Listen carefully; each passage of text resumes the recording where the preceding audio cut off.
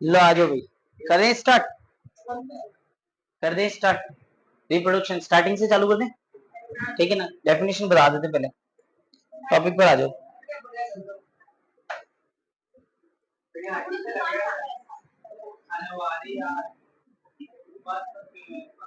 Reproduction क्या मतलब होता है? रिप्रोडक्शन का रिप्रोड्यूस करना, या फिर अगर मैं इसको बिल्कुल बेसिक से चैप्टर के नाम से समझाऊं तो देखो, री का मतलब होता है फिर से। री का मतलब क्या होता है? फिर से। रिचार्ज को नाम सुने होते? रिचार्ज, रिचार्ज का मतलब, रिचार्ज क्यों बोला गया इसको? फिर से चार्ज करना पड़ता है, 1 महीना हुआ फिर से चार्ज करना पड़ता है, यानी रिचार्ज हो रहा है। तो फोन भी रिचार्ज होता है। आप अपन शॉर्ट में बोलते हैं फोन चार्ज कर दे, फोन चार्ज नहीं होता, फोन क्या होता है? रिचार्ज होता है, क्योंकि एक बार चार्ज होने के बाद फिर जब खत्म हो जाता है तो फिर से चार्ज किया जाता है, इसलिए इसको रिचार्ज बोलते हैं। अगर कोई बच्चा स्पोर्ट्स लाइन से है, वॉलीबॉल वगैरह, तो वहां एक लाइन बोली जाती है कि जब सर्विस की जाती है, रिसर्व की जा रही है, रिसर्व। रिसर्व का मतलब होता है फिर से। तो री का मतलब दोबारा। बात समझ में आ गया? अच्छा, अब इस चैप्टर को अगर मैं समझू कि सर रिप्रोडक्शन, तो रिप्रोडक्शन का मतलब होता है फिर से प्रोड्यूस करना। यानी कि जब कोई भी लिविंग ऑर्गेनिज्म है और अगर वो लिविंग ऑर्गेनिज्म फिर से क्या करता है, अपने ही जैसे, अपने ही जैसे एक नए लिविंग क्रिएचर को, एक नए लिविंग ऑर्गेनिज्म को बर्थ देता है, तब उस चीज को अपन क्या बोलते हैं? रिप्रोडक्शन बोलते हैं। री का मतलब फिर से और प्रोडक्शन का मतलब प्रोड्यूस करना, यानी कि जब कोई भी लिविंग ऑर्गेनिज्म अपने ही जैसे किसी एक नए लिविंग ऑर्गेनिज्म को फिर से प्रोड्यूस करता है। फिर से मतलब दो बार रिप्रोड्यूस नहीं करना है, कहने का मतलब वो खुद रिप्रोड्यूस हो चुका है और अब वो अपने ही जैसे किसी एक नए लिविंग ऑर्गेनिज्म को, ऑफस्प्रिंग को जब बर्थ देता है, तो बच्चों इसको अपन किस नाम से जानते हैं? रिप्रोडक्शन के नाम से जानते हैं। अब बात आती है कि सर ये जरूरी है क्या जिंदगी में? सर अगर रिप्रोडक्शन नहीं होगा तो कुछ भी नहीं होगा क्या? अगर रिप्रोडक्शन नहीं होगा तो क्या हम जिंदा नहीं रहेंगे क्या? बताओ। बिल्कुल रहेंगे सर, यानी कि it is not the part of life process. यानी बच्चों जिंदगी जीने के लिए जरूरी नहीं है, लाइफ प्रोसेस का पार्ट नहीं है। लाइफ प्रोसेस के कितने पार्ट बताए थे? 4 बताया, 5 का तो बता दिया। 4 बताए थे। एक बताया था न्यूट्रिशन, रेस्पिरेशन, ट्रांसपोर्टेशन और एक्सक्रीशन, और 5वां एक और जोड़ देना, क्या? नहीं, रिप्रोडक्शन इसमें नहीं जोड़ना है, क्योंकि बिना रिप्रोड्यूस किए भी हम जिंदा रह सकते हैं। तो सर रिप्रोडक्शन करना जरूरी क्यों है? अब सुनना मेरी बात। रिप्रोड्यूस करना जरूरी इसलिए है, असेंशियल इसलिए हो जाता है कि अगर रिप्रोड्यूस नहीं किया गया तो जो पर्टिकुलर स्पीसीज, प्रजाति अगर रिप्रोड्यूस नहीं करेगी तो एक समय बाद वो इस दुनिया से विलुप्त हो जाएगी। क्या हो जाएगी? विलुप्त हो जाएगी। विलुप्त मतलब री एक्सटेंड, बिल्कुल खत्म। जैसे मान लो कि आज एक एग्जांपल भी दिया था पहले भी कभी, कि मान लो डॉग्स की बात करें, डॉग सौगन खा लेगा कि कौन है? हाँ, नहीं करे रिप्रोड्यूस, करना ही नहीं है रिप्रोड्यूस, तो बेटा होगा क्या? धीरे धीरे जितने भी कुकुर है, कुत्ते हैं, वो क्या हो जाएंगे? धीरे धीरे मर जाएंगे। डॉग जो है सब मर जाएंगे। जब बूढ़े हो जाएंगे तब उनकी आने वाली जनरेशन आएगी ही नहीं और हमारी दुनिया से कुत्ते गायब हो जाएंगे। माई बात समझ आ रही था नहीं आ रही? तो कहने का मतलब क्या हुआ, रिप्रोड्यूस करना सिर्फ इसीलिए जरूरी है ताकि किसी भी लिविंग स्पीसीज का इस धरती के ऊपर, अपनी अर्थ के ऊपर एग्जिस्टेंस बना रहे, उनका सर्वाइवल बना रहे, इसलिए रिप्रोड्यूस करना जरूरी है। बाकी तो जिंदा तो हम बिना रिप्रोडक्शन के भी रह ही सकते हैं। अब बात करें, अगर अपन बात करें कि रिप्रोडक्शन, अगर अपन बात, हाँ बोल। हाँ, कोई कोई नहीं करना है, चलो इधर ध्यान दो, टॉपिक पर आ जाओ। अगर अपन बात करें टाइप्स ऑफ रिप्रोडक्शन की, तो ध्यान देना, रिप्रोडक्शन के पीछे 2 टाइप होते हैं, ठीक है ना। एक तो होता है असेक्सुअल रिप्रोडक्शन। क्या होता है? Asexual reproduction. और एक होता है, दांत की काटो, दांत की काटो है, एक होता है सेक्सुअल रिप्रोडक्शन। अब एसेक्सुअल रिप्रोडक्शन क्या हुआ कि सर एक ऐसा रिप्रोडक्शन, वन बाय वन पढ़ेंगे, कई बार एग्जाम में इन दोनों के बीच में डिफरेंस भी पूछ लिया जाता है, और डिफरेंस भी याद रखना है तुम्हारे को, ध्यान से सुनना। असेक्सुअल मोड ऑफ रिप्रोडक्शन के अंदर क्या होता है कि जब कोई भी single parent living organism, single living organism, single का मतलब वो वाला नहीं जो तुम सोच रहे हो, तुम सिंगल का मतलब वो वाला समझो जो मैं सोच रहा हूँ। सिंगल मतलब एक। अगर कोई एक सिंगल लिविंग ऑर्गेनिज्म है और वो अपने ही जैसे नए लिविंग ऑर्गेनिज्म को क्या दे दे बच्चों, बर्थ दे दे।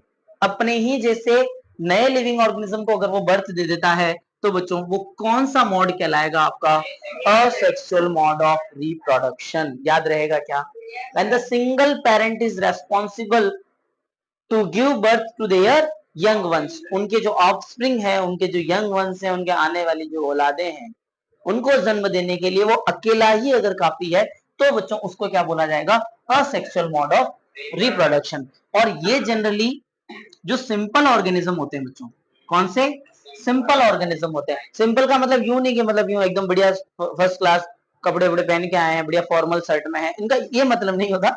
सिंपल का मतलब होता है जिनके अंदर जो मैकेनिज्म है, जिनकी बॉडी के अंदर जो मैकेनिज्म है वो ज्यादा कॉम्प्लेक्स नहीं है, हमारी तरह नहीं है। नालायक टीवी देखते चले जा रहे हैं और साथ में खाना भी खाते चले जा रहे हैं, मतलब डाइजेस्टिव सिस्टम अपना काम कर रहा है, आंखें अपना काम कर रही है, मम्मी को और कहते मम्मी रोटी दो। बात समझ में आ रही क्या, यानी कि सौ को सौ सुन भी रहा है, देख भी रहा है, चल भी रहा है। यानी कि जो हमारी बॉडी एक कॉम्प्लेक्स बॉडी है जहां पर बहुत सारे फंक्शन एक साथ होते हैं, क्योंकि हमारी बॉडी के अंदर हर एक फंक्शन के लिए एक अलग सिस्टम बना रखा है हमने, सिस्टम है भाई वाला। बात सुना, हर एक चीज के लिए अलग एक सिस्टम है। डाइजेस्टिव सिस्टम अपना काम कर रहा है, नर्वस सिस्टम अपना काम कर रहा है, मेरी बात समझ में आ रही है, ट्रांसपोर्टेशन सिस्टम अपना काम कर रहा है, रेस्पिरेटरी सिस्टम अपना काम कर रहा है। लेकिन अगर किसी भी लिविंग ऑर्गेनिज्म की बॉडी कॉम्प्लेक्स नहीं है, सिंपल है, सिंपल जैसे कि अमीबा,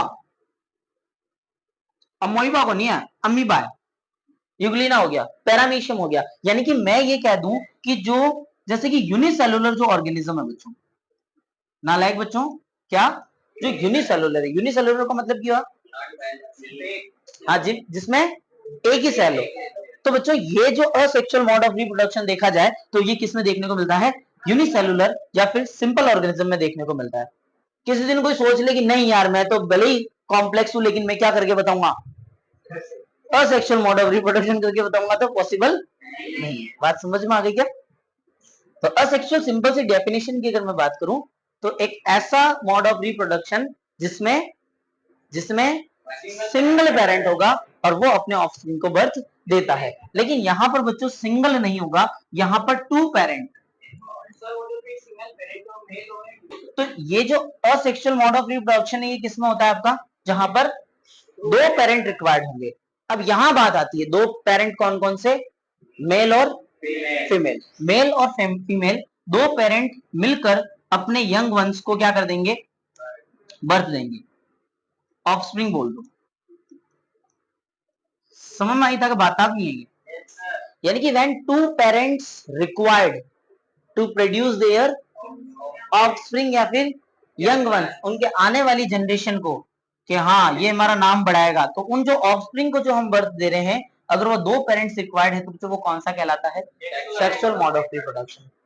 और अब सुनना मेरी बात, जो सेक्सुअल मोड ऑफ रिप्रोडक्शन है, जो सेक्सुअल मोड ऑफ रिप्रोडक्शन है ये किन में देखा जाएगा बच्चों, अरे ढकोड़िया, कॉम्प्लेक्स में देखा जाएगा। किस में देखा जाएगा, कॉम्प्लेक्स ऑर्गेनिज्म में देखा जाएगा, मेल और फीमेल में नहीं देखा जाएगा, कॉम्प्लेक्स ऑर्गेनिज्म में देखा जाएगा। कौन सा बच्चों, सेक्सुअल मोड ऑफ रिप्रोडक्शन। जैसे कि हम हो गए, ह्यूमन बींग्स हो गए, एनिमल मल्टी सेलुलर जितने भी कॉम्प्लेक्स, हाथी घोड़ा सब, अब डॉग्स की भी बात करी थी अपने, तो वो भी उनको भी क्या बोलना है आपको कि सेक्सुअल मोड ऑफ रिप्रोडक्शन नहीं करना है, असेक्सुअल ताकि बस की नहीं है। बात समझे कि क्यों नहीं है, क्योंकि बेटा सिंपल लोगों के लिए है, हम क्या है, कॉम्प्लेक्स है। तो there are two modes of reproduction, the first one is sexual. दोनों के बीच में डिफरेंस भी पूछा जाता है। डिफरेंस वैसे मैं लिखवा दूंगा कि डिफरेंस क्या होते हैं, अभी मैं नॉर्मली वर्बली बता देता हूँ कि इसके अंदर 100% डीएनए कॉपिंग होती है, उसके अंदर 100% डीएनए कॉपिंग नहीं होती है। यहाँ पर हाँ बेटा 100% डीएनए कॉपिंग होती है, इसमें नहीं होती है। इसके अंदर अगर मैं बात करूं तो सिंपल ऑर्गेनिज्म में होता है, इसमें कॉम्प्लेक्स ऑर्गेनिज्म में होता है, single parent required, two parent required, example लिख लेंगे और भी बहुत सारी चीजें हैं। बात समझ में आ गई, जो लिखने में आ जाएगी। अब करना क्या है, अब धीरे धीरे एक एक टॉपिक उठाऊंगा मैं। पहले बात करेंगे असेक्सुअल मोड ऑफ रिप्रोडक्शन की, और फिर किसकी बात करेंगे, सेक्सुअल मोड ऑफ रिप्रोडक्शन की। इंतजार तुम्हें थोड़ा सा और करना पड़ेगा, मिटाए दूं। और बात कर लेते हैं असेक्सुअल मोड ऑफ रिप्रोडक्शन। मेरी बात समझ में आ रही क्या? Mode of reproduction. अब बच्चों तुम्हारे को बहुत सारे फैक्ट्स बताऊंगा, थोड़ी सी बकवास बात भी कर ही लेते हैं। देखो सुनो मेरी बात। जब बात चल रही है असेक्सुअल मोड ऑफ रिप्रोडक्शन की, तो इसमें 6 अलग अलग मोड है, 6 अलग अलग तरीके हैं जिससे अलग अलग लिविंग ऑर्गेनिज्म रिप्रोड्यूस करते हैं। किताबें नहीं खोलनी, क्लास में ध्यान देना। बात समझ में आ गई क्या? अब अगर अपनी बात करें, ठीक है ना, यानी कि sexual mode of reproduction, asexual mode of reproduction, तो असेक्सुअल में 6 अलग अलग टाइप। अब ये डिपेंड करता है बच्चों किसके ऊपर? ये डिपेंड करता है अलग अलग लिविंग ऑर्गेनिज्म के ऊपर, अलग अलग लिविंग ऑर्गेनिज्म के ऊपर डिपेंड करता है। मैं नाम नहीं लूंगा स्पेसिफिक, लेकिन कुछ ऐसे भी लिविंग ऑर्गेनिज्म होते हैं जो जस्ट रिप्रोड्यूस करने के बाद मर जाते हैं। नाम सुना है कभी ऐसा हुआ? किसके बारे में सुना है? मधुमक्खी। हाँ, बीज के अंदर ऐसा होता है, ठीक है ना। जैसे रिप्रोडक्शन हुआ और उसके बाद रिप्रोडक्शन में फर्टिलाइजेशन या फिर हाँ कुछ और भी होते हैं। तो मेरा कहने का बस सीधा सीधा मतलब यह है, वेट, मैं किसी का एग्जांपल नहीं ले रहा हूं, मैं बस इतना सा बता रहा हूं कि जो मोड ऑफ रिप्रोडक्शन है वो ऐसा नहीं है कि सारे के सारे लिविंग ऑर्गेनिज्म एक ही मोड से रिप्रोड्यूस कर ले। सभी की बॉडी के ऊपर या फिर अलग अलग जो स्पीसीज है वो अलग अलग टाइप का रिप्रोडक्शन शो करती है। अब जैसे इसमें फर्स्ट रिप्रोडक्शन की अगर मैं बात करूं तो उसका नाम है बच्चों फीजन। क्या है बच्चों? ज्यादा फास्ट तो नहीं हो गया? होले होले लिखा। फीजन। फीजन का मतलब क्या होता है? फिश कौन ही है? अरे फिश, फिश मत लिख देना, फिश में क्या होता है फीजन नहीं, फिश मल्टी सेलुलर है ना। अब फीजन की अगर मैं बात करूं तो फीजन का मतलब होता है टूटना। मैं शकल की तरह, शकल अब 12 की बज रही है। फीजन का मतलब क्या होता है? टूटना। जब एक सेल, जब एक सेल दो या दो से ज्यादा, दो भी हो सकता है और दो से ज्यादा भी हो सकता है, यानी कि व्हेन वन सेल या single cell divides into two और more, more than two, two और मोर भी हो सकता है, टू और more than two daughter cell. क्या बोला मैंने? सन नहीं होता है क्या? नहीं होता है, ठीक है ना। अरे सन नहीं होता है, मेरी बात समझ। छोरों का अच्छे कामों का नाम ही नहीं है। बात हमेशा ध्यान रखना। वो तुमने एक वो सुना होगा, एक रील वगैरह देखी होगी कि बंदर क्या जाने अदरक का स्वाद। तो बंदरिया तो जाने टेस्ट है? क्लासों में मुर्गा बनाया जाता, मुर्गी नहीं बनाई जाती। सुनी हो रही? अब आया ऊंट पहाड़ के नीचे, ऊँटनी नहीं आती है। तो अपना छोरों का नाम कहीं मतलब अच्छी जगह नहीं है, नेगेटिव जगह है हमारा सबसे पहले नाम। तो पिजन की अगर मैं बात करूं तो एक जो सेल होगी ना बच्चों, वो दो डॉटर सेल्स में कन्वर्ट होती है। किसमें बच्चों? Daughter cell. कोई नाराज हो तो 10वीं मत पढ़ो, ठीक है, डॉटर ही रहेगी। डॉटर सेल के अंदर कन्वर्ट की जाती है। मेरी बात समझ में आ रही? कन्वर्ट होती नहीं है। जब एक पेरेंट सेल, इसको बोला जाएगा पेरेंट सेल। क्या बोला जाएगा? Parent cell. when one parent cell divides into two or more than two daughter cells, then such type of reproduction is known as fission। अच्छा, असेक्सुअल के अंदर ही है फिजन। मेरी बात समझ में आ गई क्या? अब फिजन के बच्चों दो पार्ट कर रहा हूं मैं, क्लास में ध्यान देना है। फिजन का कितना पार्ट कर दिया? दो। एक पार्ट तो है बच्चों बाइनरी फिजन। क्या है बच्चों? Binary fission. बात समझ में आ गई क्या? और दूसरे का नाम है multiple fission. By sir, by by मतलब, बाई मतलब सर जो हमारे घर में काम वाली बाई को नहीं आ। बाई का मतलब होता है दो। बाई का मतलब क्या होता है? दो। तो बच्चों ध्यान देना, जब कोई भी एक सिंगल पेरेंट सेल अगर दो डॉटर सेल्स में कन्वर्ट होती है, सिंगल पेरेंट सेल दो डॉटर सेल्स में कन्वर्ट होती है, तो कौन सा फिजन हुआ लाडले बच्चों? बाइनरी फिजन हुआ है। मेरी बात समझ में आ गई क्या? और अगर एक पेरेंट सेल दो या दो से सॉरी, दो से ज्यादा डॉटर सेल्स में टूटती है तो वो क्या है बच्चों आपका मल्टीपल फिजन। याद रहेगी लाडले बच्चों बातें। बाइनरी मल्टीपल याद, बाई मतलब दो। सिंगल पेरेंट सेल कितने में टूटेगी, दो डॉटर सेल्स में टूटेगी तो क्या हो जाएगा बाइनरी फिजन हो जाएगा। और अगर सिंगल डॉटर पेरेंट सेल दो से ज्यादा अगर डॉटर सेल्स में टूटती है तो फिर उसको क्या बोला जाएगा। हक बात नहीं समझ आ रही है, आ रही है क्या, पक्की बात है। अब जो एग्जाम्पल समझ लेना, अब एग्जाम में क्या क्वेश्चन आएगा जो मैं बता देता हूँ यहीं पे। एग्जाम में तुम्हें क्या पढ़ना है जो बता दो। और लो, सबसे पहला मॉड क्या लिखवाया बच्चों, फिजन। लाडले बच्चों, फिजन को मैंने दो पार्ट्स में डिवाइड किया। एक को नाम दिया मैंने बाइनरी, क्या नाम दिया लाडले बच्चों, बाइनरी फिजन। और एक को नाम दिया मैंने मल्टीपल फिजन। आपको कुछ भी याद रहे ना रहे, रहे ना रहे, मैं ये नहीं बोलूंगा नहीं करना है, नहीं तो नालायक मुझे पढ़ के नहीं जाते नंबर कमाने। कुछ याद रहे ना रहे, इनके एग्जाम्पल जरूर याद करना कि बाइनरी फिजन किस में होता है, मल्टीपल फिजन किस में होता है, ये आपको अच्छे से याद रखना।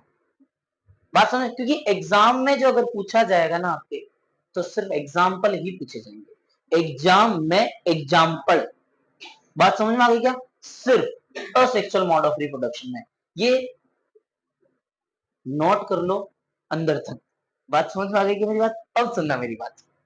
सर बाइनरी फिजन किस में होता है, बेटा बाइनरी फिजन एक तो होता है अमीबा में, ये मस्त आदमी है एकदम, इसकी फोटो बताऊंगा कल मैं अमीबा की। बात समझ में आ रही है, फोटो ना जादू जैसी फोटो इसकी। अमीबा में होता है, एक आपको याद रखना है लेशमानिया में होता है, लेशमानिया। ये दो याद रखने हैं, ठीक है ना। हाँ पैरामीशियम में भी होता है, लेकिन मेनली आपको ये दो याद रखना है, एक दो भी याद हो गए गणे, ठीक है। अच्छा मल्टीपल फिजन की अगर मैं बात करूं तो मल्टीपल फिजन बच्चों आपको याद रखना है प्लाज्मोडियम, प्लाज्मोडियम याद रह जाएगा क्या, बस एग्जाम्पल याद करो थे। बाइनरी फिजन में दो है, अमीबा, लेशमानिया। मल्टीपल फिजन में प्लाज्मोडियम याद रखना। अब देखो इनका फिजन होता कैसे है, एक खूबसूरत सा अमीबा, ये अमीबा सिंगल सेल, इसके अंदर बच्चों मैंने क्या बना दी, न्यूक्लियस, और ये इसका साइटोप्लाज्म कह दो। चला, और धीरे धीरे अमीबा कहता है कि यार अब आ गया है समय रिप्रोड्यूस करने का। और धीरे धीरे होता क्या है कि अमीबा अंदर ही अंदर प्लानिंग करने लग जाता है कि अब रिप्रोडक्शन का टाइम आ चुका है। और अमीबा क्या करता है, अपने न्यूक्लियस को धीरे धीरे दो पार्ट्स में डिवाइड करने लगता है। ये देखो धीरे धीरे न्यूक्लियस किस में हो रहा है, दो पार्ट्स में डिवाइड हो रहा है। बाहर वाली दुनिया को तो अभी तक पता भी नहीं है कि अमीबा क्या करने जा रहा है, रिप्रोड्यूस करने जा रहा है।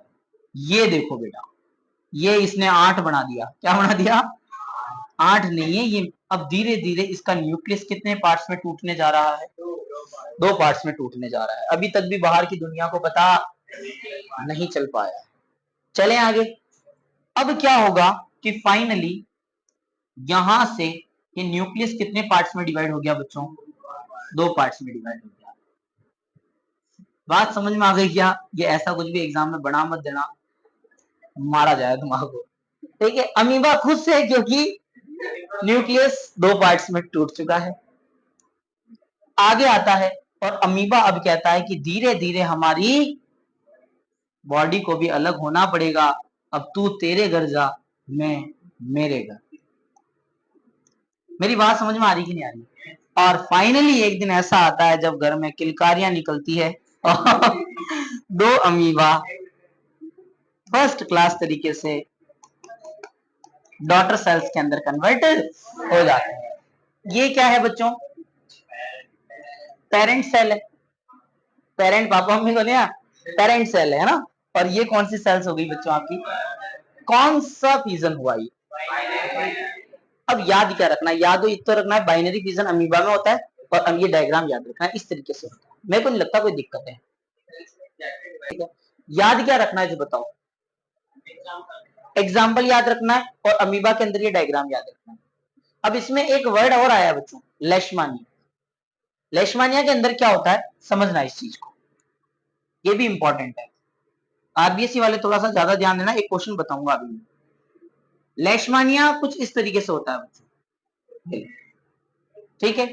ये इसका क्या, न्यूक्लियस। कहानी वो की वही है, मैं बताऊंगा नहीं। सबसे पहले क्या होगा, न्यूक्लियस ही डिवाइड होगा। नहीं आ रही मेरी बात समझ में?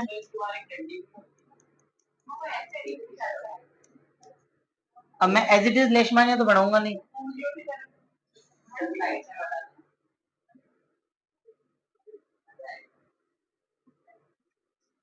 ये कितने हो चुके हैं आपके, दो न्यूक्लियस हो चुके हैं, याद रह जाएगा। और फिर फाइनली डिवीजन। अब इसमें मेन चीज समझनी है आपको कि जब ये डिवीजन होता है ना,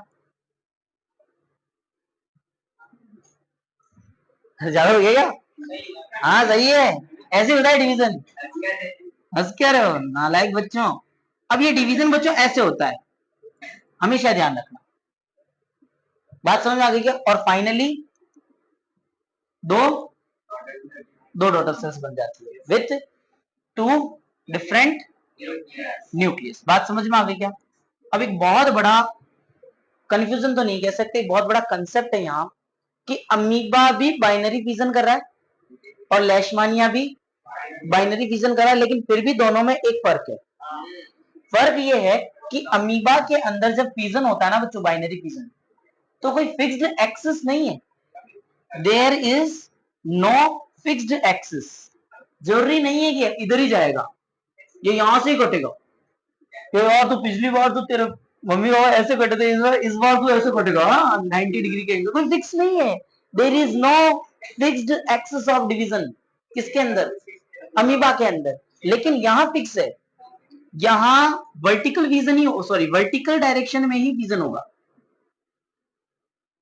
जिसको आप लॉन्गिट्यूडनल बोल सकते हो। ऐसे ही विजन होगा, फिक्स है। अगर किसी लेशमानिया के मन में आ जाए अमीबा को देख के क्या यार, तो नहीं, ये बोला नहीं भाई अपने सिस्टम में नहीं है, ठीक है ना, अपने सिस्टम में नहीं है। हाँ अरे यार तुम, हाँ वर्टिकल वर्टिकल रीजन नहीं होगा। बात समझ में आ गई क्या? चल सकते हैं आगे, कोई दिक्कत है? चलिए आगे। अब ध्यान देना, तो मेन ये दो चीज याद रखनी है, और अभी इसमें एक वर्ड बताने जा रहा हूँ मैं, वो भी आपको याद रखना आगे की पूरा, ठीक है। बेटा लेशमानिया से एक बीमारी होती है, और ये तुम्हारे को याद रखनी, बार बार एग्जाम पूछेगा, काला अजहर। कौन सा अजहर है ये बेटा? काला अजहर। और ये एग्जाम में कई बार पूछा गया है। जनरली आरबीएससी वालों के एग्जाम में ज्यादा पूछा जाता है, सीबीएसई वाले अपने नंबर्स को यहाँ इन्वेस्ट ना करके कहीं थोड़ा सा अच्छी जगह इन्वेस्ट कर देते हैं, ठीक है ना। तो काला अजहर नाम की एक बीमारी हो जाती है, और ये एग्जाम में पूछा जाता है। याद रह जाएगा क्या? कोई दिक्कत हो तो बता दो। तो ये मेन आपको याद रखना बाइनरी फिजन के अंदर। नेक्स्ट बात करते हैं अपन किसके अंदर, प्लाज्मोडियम मल्टीपल फिजन के अंदर। क्लास में आया दांत की काटो, नाम ही याद रखना है, सिर्फ एग्जांपल ही याद रखने, बाकी तो आप नॉर्मली इसको बना ही दोगे। चल सकता हूं मैं आगे। प्लाज्मोडियम डायग्राम बेटा ना सबके नहीं आते, जैसे बाइनरी फिजन का आ गया वो भी अमीबा का ही आएगा, या लेशमानिया का आ गया वो भी मतलब बाइनरी फिजन के अंदर ही आएगा। डायग्राम सबके नहीं आते क्योंकि चैप्टर बहुत बड़ा है। यहाँ पर दो सेगमेंट चल रहे हैं आपके, असेक्सुअल मोड ऑफ रिप्रोडक्शन और sexual mode of reproduction. Asexual और सेक्सुअल के अंदर जो मेन जो इंपॉर्टेंट पार्ट है ना, वो सेक्सुअल मोड ऑफ रिप्रोडक्शन है। अब वेटेज जो होता है, जब भी एग्जामिनर कोई भी क्वेश्चन डालेगा तो वो वेटेज के हिसाब से डालेगा। अब वेटेज अगर 5 नंबर 7 नंबर का अगर वेटेज है, तो जाहिर सी बात है वो उधर शिफ्ट ज्यादा होगा। कहां पर? सेक्सुअल मोड ऑफ रिप्रोडक्शन की तरफ। असेक्सुअल से ज्यादा क्वेश्चन नहीं बनाता, और बनाता है तो ज्यादा से ज्यादा एग्जांपल्स वगैरह पूछ लेता है। या अगर बहुत ज्यादा जैसे क्वेश्चन आ गया तो बडिंग पे शॉर्ट नोट लिखो, रीजनरेशन पे एक शॉर्ट नोट लिखो, 1.5-2 नंबर का जो क्वेश्चन बनता है। समझ में आ रही है मेरी बात? और अगर वो बन जाता है तो फिर ये बाकी सारे खा गया वो, फिर इनमें से कुछ नहीं आता है।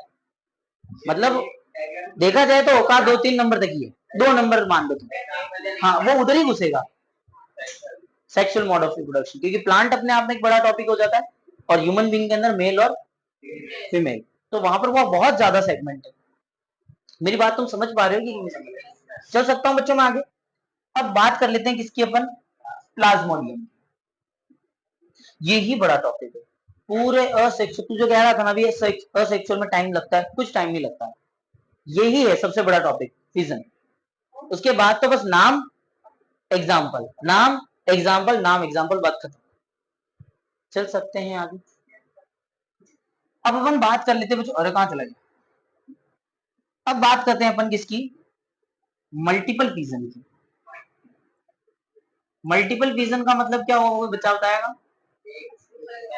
एक ही पेरेंट सेल होगी, दो से ज्यादा। मान लेता हूं ये एक प्लाज्मोडियम है, इस प्लाज्मोडियम के अंदर ये क्या बना हुआ है बच्चों, न्यूक्लियस डिवाइड होने लगता है, शुरुआत तो कर देता है, उसके बाद रुकना भूल जाता है, स्टॉप को बटन दबा वो भूल जा। अब होता क्या है, एक न्यूक्लियस से बनते हैं बेटा दो न्यूक्लियस, दो बने चार, चार से बनते हैं आठ, बढ़ते चले जाते हैं, स्टॉप का बटन दबाना भूल गया, बढ़ते चले जाते हैं, बढ़ते चले जाते हैं, ज्यादा बड़ा सर्कल बना दिया, ज्यादा बनाने पर अंदर क्या भरा हुआ है, साइटोप्लाज्म। ये भी देख रहा, बढ़िया चल रहा है मामला, बात समझ में आ गई क्या? इसको भी मजा आ रहा है, चल सकते हैं आगे। अब धीरे धीरे क्या होता है, देखो बच्चों एक बाप के इतने सारे बेटे हैं, अब ये क्या करते हैं, अपना अपना साइटोप्लाज्म धीरे धीरे अपने अपने साइटोप्लाज्म को इस तरीके से खुद का एक नया प्लाज्मोडियम बनाने लग जाते हैं। देखो प्लाज्मोडियम का स्ट्रक्चर ऐसे ही बनाया था, बच्चों ध्यान देना इधर, ये ऐसे ही बनाया था ना, और ऐसे ही बनाया था, तो यहाँ पर बहुत सारे अंदर क्या बन गए, प्लाज्मोडियम बन गए, बहुत सारे अंदर क्या बन गए, प्लाज्मोडियम। और अब एक समय ऐसा आएगा जब एक धमाका होगा, अरे धमाका मतलब तुम्हारे घर तक आवाज नहीं आएगी, ये जो मेम्ब्रेन है ये मेम्ब्रेन बर्स्ट हो जाती है,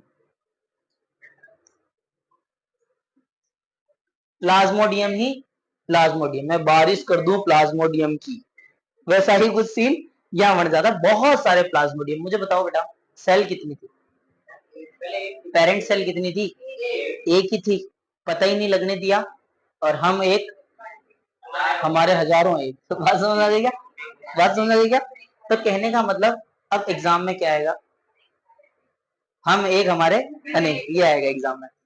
सबसे पहले तो असेक्सुअल मोड ऑफ रिप्रोडक्शन, पहला फिजन, फिजन को दो पार्ट्स में, बाइनरी के एग्जांपल लेशमानिया, लेशमानिया से बीमारी काला, अमीबा मुस्कुराता हुआ कार्टिलेजिनस, टॉपिक आ जाओ। और नेक्स्ट आते हैं मल्टीपल फिजन, मल्टीपल में क्या, प्लाज्मोडियम, याद रह जाएगा क्या, चल सकता हूं आगे, चलो टॉपिक पर आ जाओ। अब सुनो मेरी बात, अब जितने भी बच्चे ना बेटा सिर्फ क्या नाम याद रखने, एग्जाम्पल से याद। एक आता है फ्रेगमेंटेशन, अच्छा एक क्वेश्चन पूछ लेते हैं, एक होता है फ्रेगमेंटेशन, एक होता है रीजनरेशन, एक होता है फ्रेगमेंटेशन और एक होता है रीजनरेशन। कोई बच्चा बताया दोनों में क्या डिफरेंस होता है?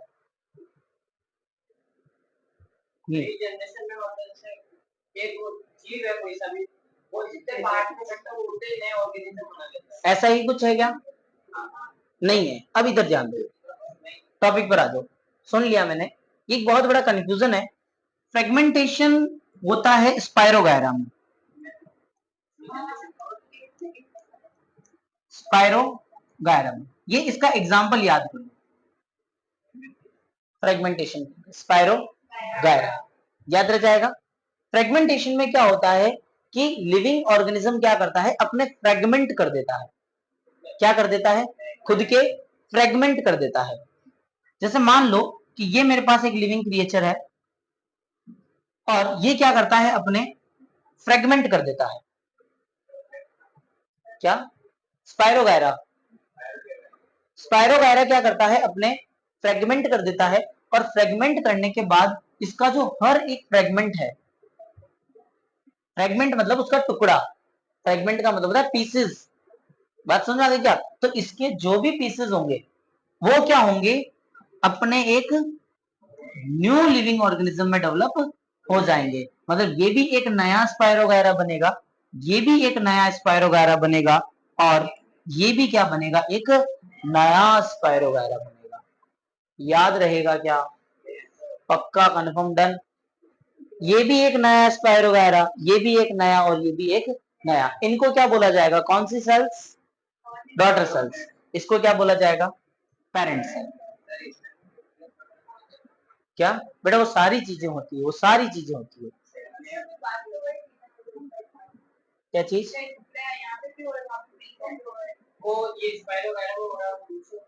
सबसे पहले तो इसमें जरूरी नहीं, उसमें जैसे कि ये जो होता है ना, ये फ्रेगमेंटेशन या ऑर्गेनिज्म खुद करता है। नए लिविंग ऑर्गेनिज्म, तुम जो अभी बात बोली थी ना, रीजनरेशन में टुकड़े खुद से नहीं होते हैं। लिविंग ऑर्गेनिज्म रीजनरेशन के अंदर खुद से अपने टुकड़े नहीं करता। रीजनरेशन का मतलब ही अलग चीज है।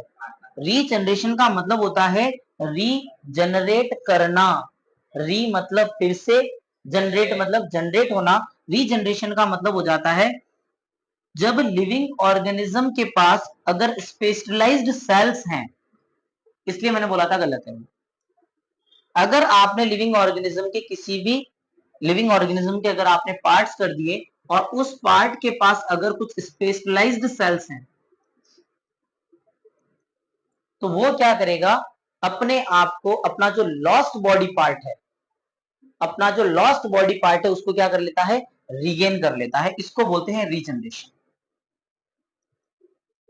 इस चीज को ढंग से समझ लेना। फ्रेगमेंटेशन अलग चीज है, उसके अंदर हर एक पीस क्या करेगा, नए लिविंग ऑर्गेनिज्म में कन्वर्ट होगा, डेवलप होगा। यहां ऐसा नहीं होता। यहां ऐसा होता है कि कुछ लिविंग ऑर्गेनिज्म ऐसे होते हैं जो अपने लॉस्ट बॉडी पार्ट को रीगेन करने की क्षमता रखते हैं, कि अगर उनका कोई भी लॉस्ट बॉडी पार्ट, अगर बॉडी पार्ट सॉरी लॉस्ट हो चुका है अगर, तो वो अपनी पास जो स्पेशलाइज्ड सेल्स हैं, उन सेल्स से एक नया लिविंग क्रिएचर या उस लॉस्ट बॉडी पार्ट को रीगेन कर सकते हैं। इसको बोला जाता है रीजनरेशन। और यही एक डिफरेंस है फ्रेगमेंटेशन में और रीजनरेशन में। बात समझ में आई या नहीं? फ्रेगमेंटेशन में फ्रेगमेंट होंगे और हर एक फ्रेगमेंट क्या करेगा, नए लिविंग क्रिएचर में कन्वर्ट होगा। लेकिन यहां पर ऐसा नहीं होता है, इसके लिए उसके पास स्पेशलाइज्ड सेल्स होनी चाहिए। एक बेसिक एग्जांपल अगर मैं आपको दूं कि मान लो एक चिपकली की अगर पूंछ कट गई, तो क्या उस पूंछ के पास ऐसी सेल्स हैं कि वो चिपकली बना सकती है? नहीं। लेकिन हाँ, छिपकली से पूंछ बन सकती है। मतलब पूंछ के पास वो स्पेशलाइज्ड सेल्स नहीं है जिससे चिपकली पूरी बन सकती है, लेकिन चिपकली के पास वो स्पेशलाइज्ड सेल्स हैं कि वो सेल डिवाइड करके अपनी पूंछ को बना सकता है। रीजनरेशन का मतलब समझ में आया? री मतलब फिर से आना, फिर से पूंछ आना वाला प्लेन एरिया। तो ये किस में हो जाता है बच्चों? आपका प्लेन एरिया में। एग्जाम्पल याद रखना है आपको, क्या? Plain area. बात समझ में आ गई क्या? चल सकता हूं आगे? देखो करना क्या है अब एग्जाम में, फिर से मैं बता रहा हूं, सिर्फ एग्जाम्पल्स। फ्रेगमेंटेशन का एग्जाम्पल क्या था? स्पाइरो वगैरह। रीजनरेशन का एग्जाम्पल क्या था आपका? Plain area. बात समझ में आ गई क्या? कितने टॉपिक हो चुके हैं? 3 हो चुके हैं। चौथा आ जाओ, बडिंग। हाँ, टॉपिक पर आ जाओ। तो लास्ट टॉपिक फोर्थ क्या है आपका? बडिंग। बडिंग में क्या होता है? एक बड निकल जाएगी। अब इसका जो बेस्ट एग्जाम्पल है वो आपका हाइड्रा है। अब एनसीईआरटी की बात करूं तो ईस्ट भी लिखा हुआ है। बात समझ में आ गई क्या? हाइड्रा के अंदर क्या होगा, एक लिविंग ऑर्गेनिज्म होगा जस्ट लाइक दिस। ये शुक्ला बन गया थोड़ा सा, ठीक है ना? स्लाइड स्क्रॉल करवा देंगे, घबराओ मत ना। डायग्राम अभी ध्यान कह रहा था सर, स्लाइड स्क्रॉल करवा दो, स्लाइड स्क्रॉल करवा दी जाएगी, ठीक है ना? ये हाइड्रा है। अब क्या होगा, इसके एक पार्ट पर, पेरेंट पार्ट पर साइड में क्या निकल जाएगी, एक बड निकल जाएगी। अब ये बड होगी धीरे धीरे मैच्योर। मैच्योर मतलब समझ रहे हो? जैसे तुम बड़े हो रहे हो, मैच्योर हो रहे हो, वैसे वैसे बड भी क्या होती है, मैच्योर होती है। और मैच्योर होने के बाद जब वो इनफ मैच्योर हो जाएगी, अब जैसे तुम भी इनफ मैच्योर जब हो जाओगे तो तुम्हारे पेरेंट्स से तुम डिस्ट्रैक्ट हो जाओगे, डिस्कनेक्ट हो जाओगे। आज से आपका घर अलग है और हमारा अलग होता है। होता है, अरे बिल्कुल होता है। हाँ, अरे दूसरे लोगों में होता होगा।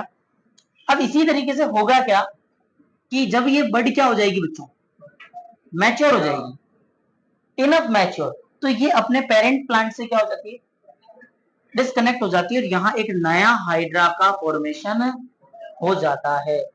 अब एग्जाम में क्या पूछा जाएगा, तो एग्जाम में बडिंग का एग्जांपल हाइड्रा और ईस्ट, बात समझ में आ गई है।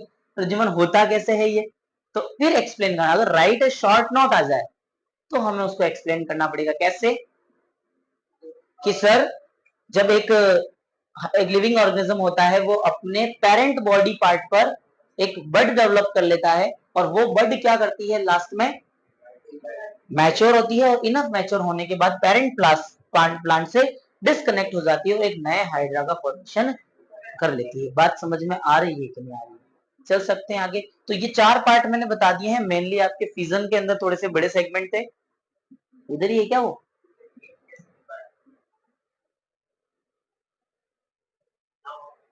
ठीक है ना। तो ये सारे के सारे पार्ट्स हो गए आपके चारों, बाकी अपन कौन से नेक्स्ट क्लास में देख लेंगे, टाइम हो गया, ठीक है।